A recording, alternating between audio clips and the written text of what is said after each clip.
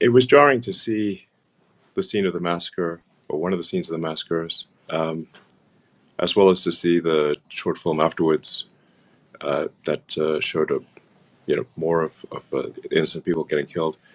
It was troubling in that movie, especially to see the joy experienced by the people that were killing innocent civilians, including kids and babies and defenseless people, essentially. So, it's one thing if obviously if civilians die accidentally, but if it's another thing to revel in the joy of killing civilians. That's not, that's frankly that's evil. I mean, the rebuttal is often made that but Israel has killed civilians, also in Gaza. But there is an important difference here, which is that Israel tries to avoid killing civilians, doing everything it can to avoid killing civilians, and there's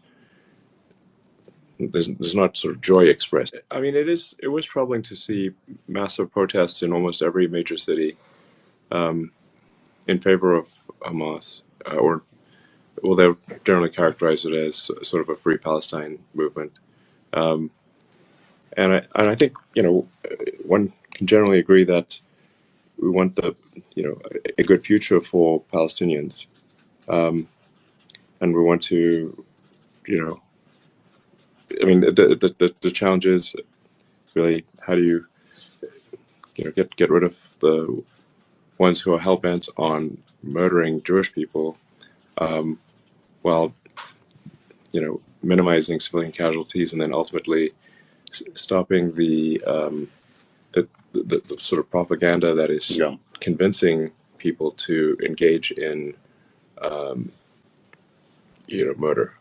So that at the end of the day, that's really essential, is to figure out, okay, how are they being trained to have these to believe that murdering and having joy at the death of civilians is a good thing, and to stop that training.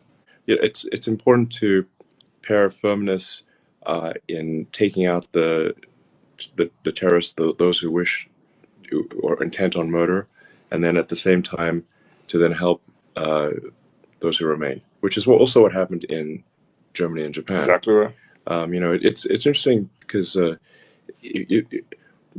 is quite a rare thing in history. Usually, the victor pillages the loser, and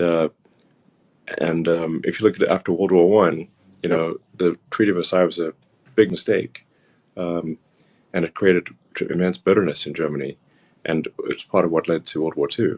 And then World War II, that people realized, listen, we actually need to rebuild the economies, and instead of punishing them. And so, you had the rebuilding of Japan, rebuilding of Germany and much of Europe, and then we've had peace and prosperity for a long time. Those who are intent on murder must be neutralized.